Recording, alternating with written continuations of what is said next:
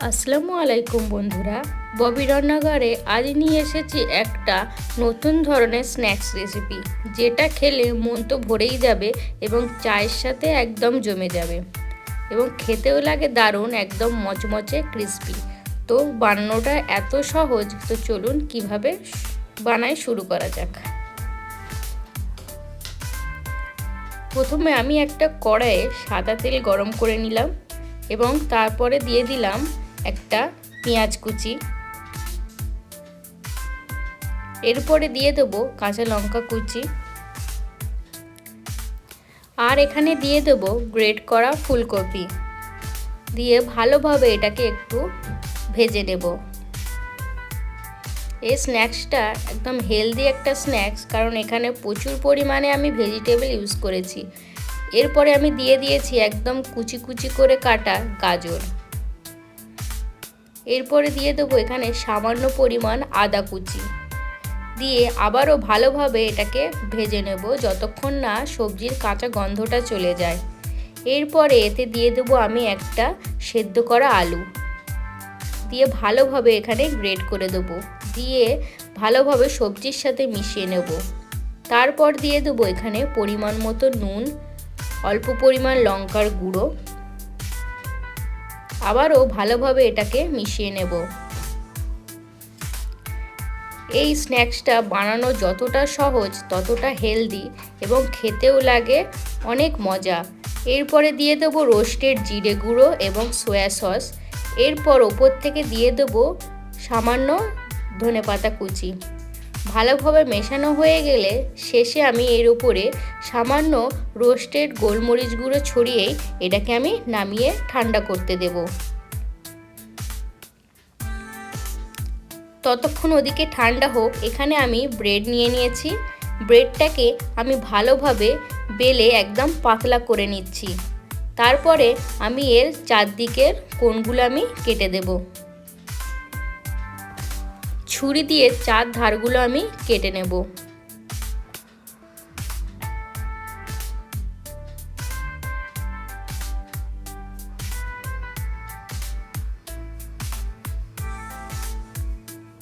কেটে আবারও একটু ভালোভাবে পাতলা করে বেলে নেব। এভাবে আমি বাকি পাউরুটিগুলো কেটে পাতলা করে বেলে নেব।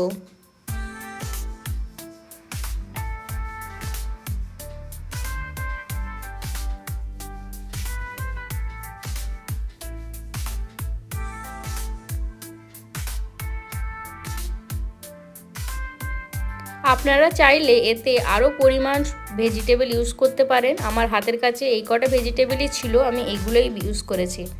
দেখুন আমি পাউরুটিগুলো এরকম করে পাতলা করে বেলে নিয়েছি। এদিকে আমার আলুর পুরটাও ঠান্ডা হয়ে গেছে। এবার এগুলোকে আমি একটু লাড্ডুর মতন করে নিয়েছি, যাতে পাউরুটির ভেতরে পুর করতে সুবিধা হয়।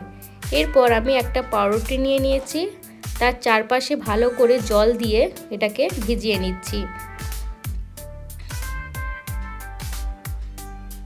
এরপর মাঝখানে যে ভেজিটেবলের পুরটা ছিল সেটা দিয়ে দিলাম এবং মুড়ে ভালোভাবে এটাকে চেপে দিলাম। জলটা দেওয়ার কারণ হচ্ছে যাতে পাউরুটির মুখগুলো ভালোভাবে লেগে যায়, খুলে না যায়। দেখুন আমার স্ন্যাক্সটা বানানো হয়ে গেছে। কতটা ইজিভাবে বানিয়ে ফেললাম। খুব সহজভাবে বানানো যায় এই স্ন্যাক্সটি এবং খেতেও লাগে দারুণ। বাড়িতে কোনো গেস্ট এলে 5 থেকে 10 মিনিটের ভেতরেই বানিয়ে ফেলতে পারবেন এরকম একটা মজাদার চটজলদি স্ন্যাক্স। আবারও আমি বানিয়ে আপনাদেরকে দেখাচ্ছি কতটা তাড়াতাড়ি এবং কতটা সহজেই বানানো যায়। একটু সাবধানে ভালোভাবে চারদিকটা একটু চেপে চেপে মুড়ে দিতে হবে।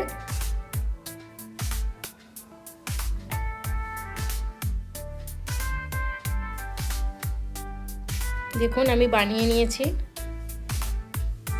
একই পদ্ধতিতে আমি বাকিগুলোও বানিয়ে নিয়েছি। এরকমভাবেও আপনারা ফ্রিজে স্টোর করেও রেখে দিতে পারেন, যখন মন লাগবে তখনই আপনারা ভেজে এগুলোকে তৈরি করে নিতে পারেন। এদিকে আমি একটা ফ্রাইং প্যানে সাদা তেল গরম করে এতে আমি এক এক করে এগুলো ভেজে নেব। এগুলো ভাজতে একদমই সময় লাগে না, 1 থেকে 2 মিনিট ভাজলেই হয়ে যাবে গরম গরম ক্রিস্পি ভেজিটেবল ব্রেড পকোড়া।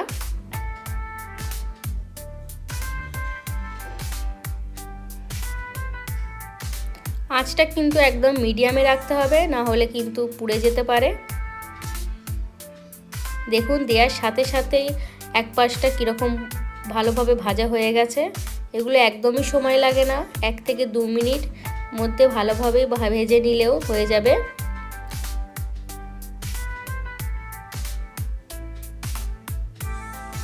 আঁচটা কিন্তু একদম লোয়ে রাখতে হবে।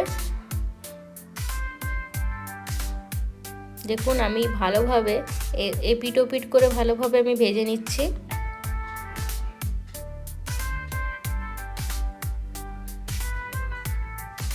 আপনারা ভিডিওটি দেখেই বুঝতে পারছেন স্ন্যাক্সটি বানানো কতটা সহজ। তারপরে আবার বাকিগুলো আমি এইভাবে একই পদ্ধতিতে ভেজে নেব।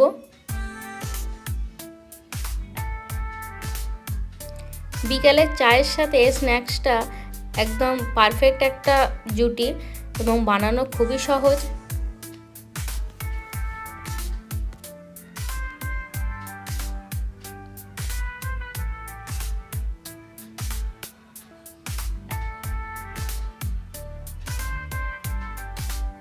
দেখুন আমার ভাজা সব কমপ্লিট হয়ে গেছে, এবার আমি এগুলোকে সার্ভ করে নেব।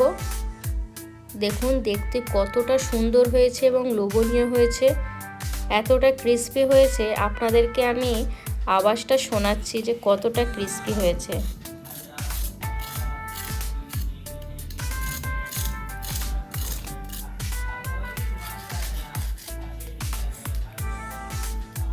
এরপর আমি একটা ভেঙেও দেখাচ্ছি আপনাদেরকে